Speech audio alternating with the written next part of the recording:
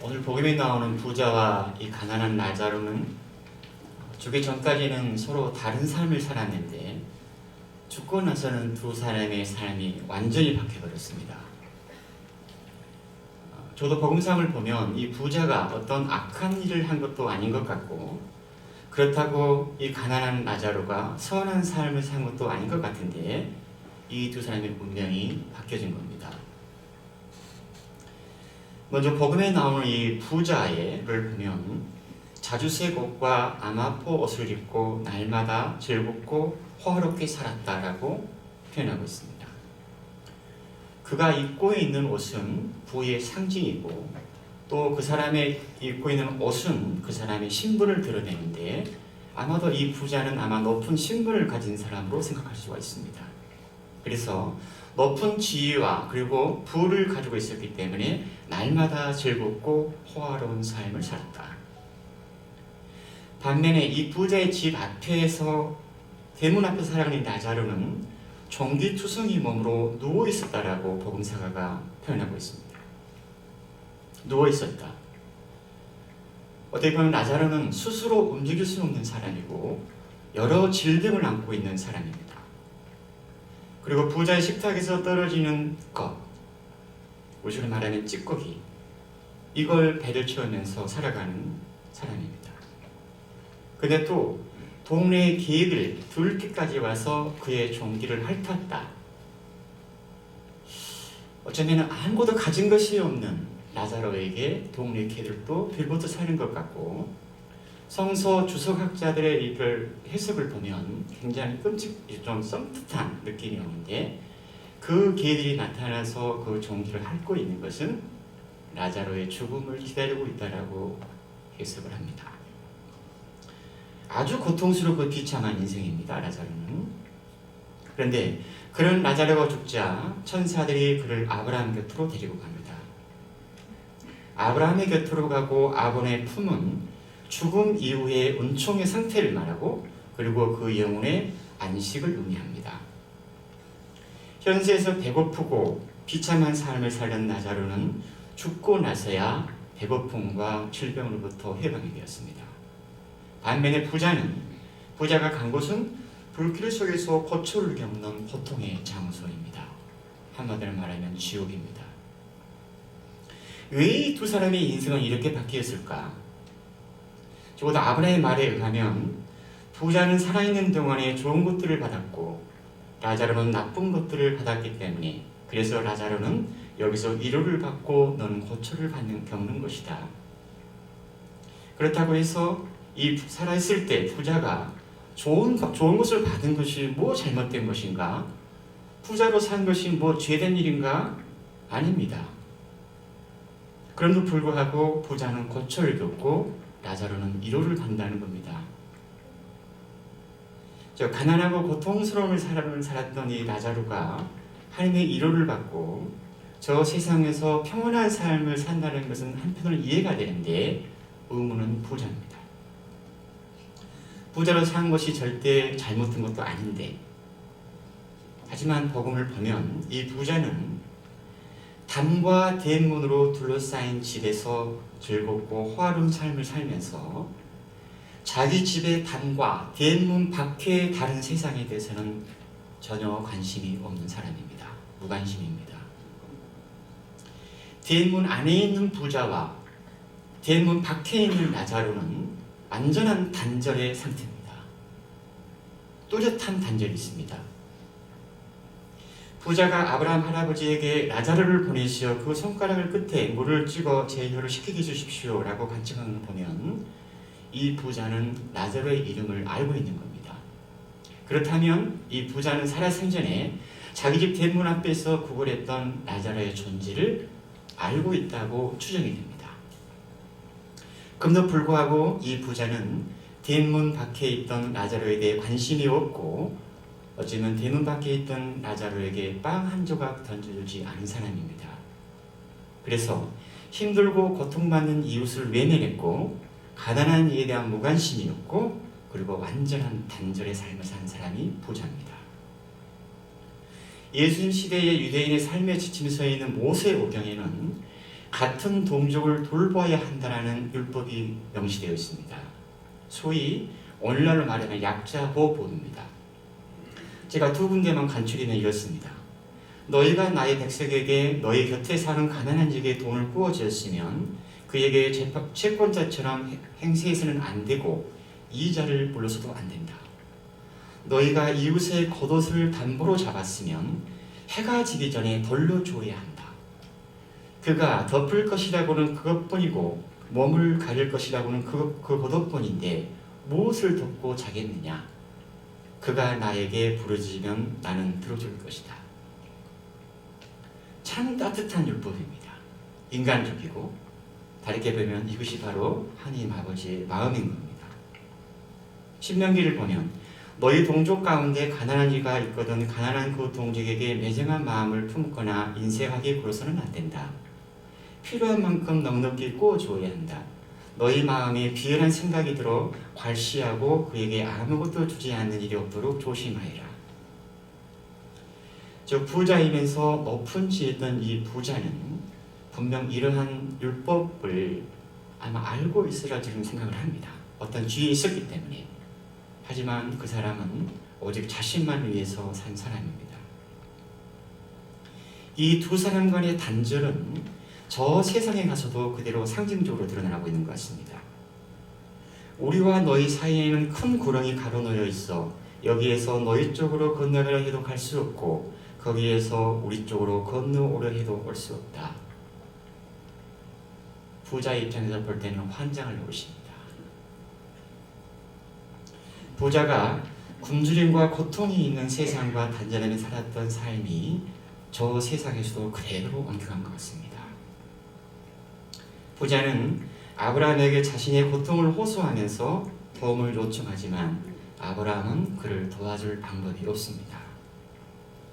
집에 있는 그 부자의 형제들은 제발 이 고통스러운 곳으로 오지 않기 위해서 라자르를 보내서 형제들에게 경고장을 보내려고 하지만 그것 또한 불가능합니다. 이 세상에서는 라자르는 비참했지만 저 세상에서는 부자가 너무 비참한 겁니다. 제 생각에는 오늘 복음에 나오는 이 부자는 그 고통스러운 곳에 가서야 그렇게 사는 것이 아니었구나. 인간으로서 나만 배부르게 사는 것이 아니었구나. 어쩌면 이것이 죄구나. 아마 절감했을 것 같습니다. 하지만 너무나 늦은 깨달음입니다. 사실 부자는 사실 때문에 저 세상에서 운명이 바뀐 것이 아니라 이 생에서 어떻게 살았는가에 대한 그의 총체적인 삶의 결과입니다.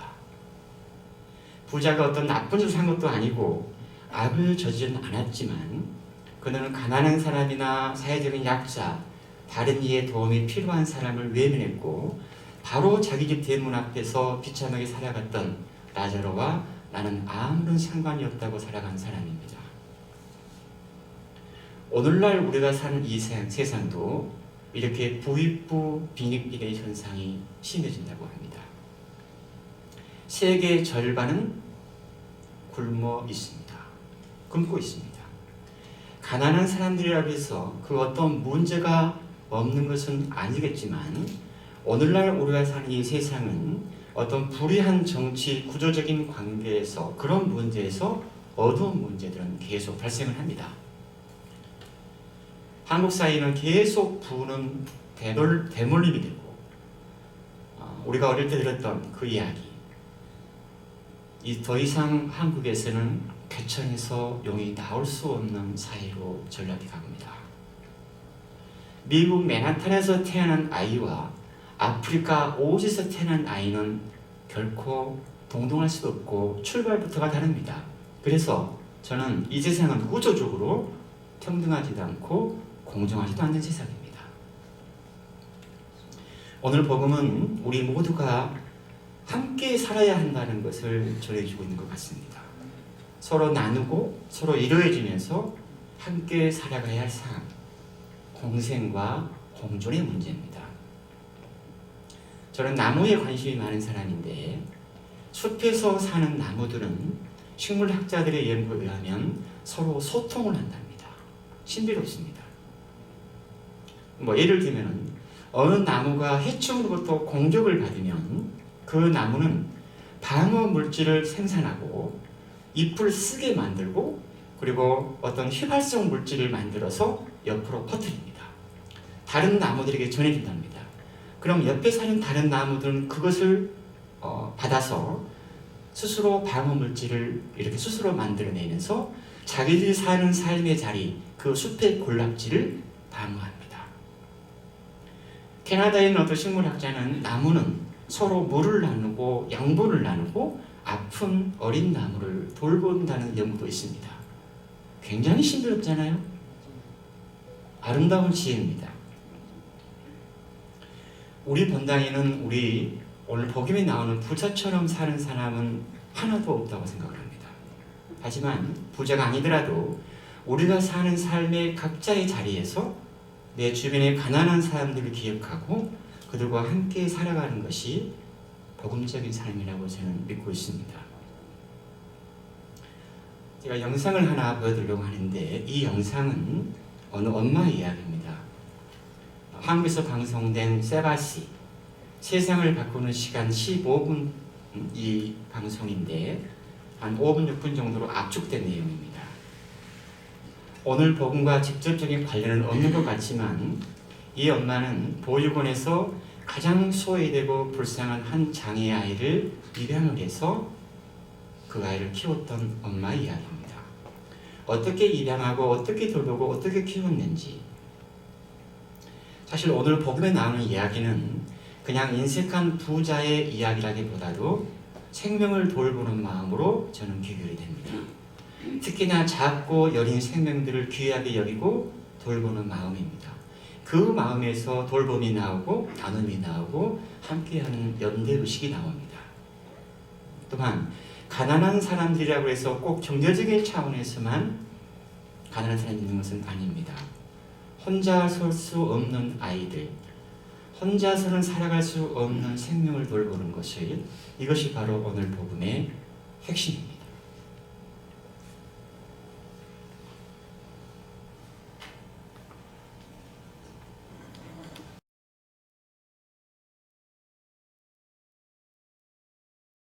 저는 남편이 없어요. 처음부터 남편이 없었으면 참 고마웠겠지만 그렇게 어렵게 살았어요. 너무 열심히 살고 정말 죽도록 일을 하고 살았어요. 그래서 일주일에 하루는 쉴 수 있는 날이 저에게도 오게 됐어요. 우리 아버지는 일주일에 하루는 남을 위해서 사는 게 사람같이 사는 거다라고 가르치셨어요. 그래서 제 딸을 데리고 가까이 있는 보육시설에 자원봉사를 하러 갔는데 거기에서 한 남자아이를 만나요. 그 아이는 두 다리도 없어요. 오른손도 없어요. 다른 애들 기차놀이 할 때 그 아이는 혼자 피아노 밑에 들어가서 손가락 빨고 있던 아이였어요. 그러나 우리에게는 그 아이의 없는 것보다 있는 게 너무 많게 느껴졌어요. 그 아이와 1년을 쭉 지켜봤었는데 2년이 8살 때 엄마, 나는 8년 동안 엄마한테 사랑을 받았잖아.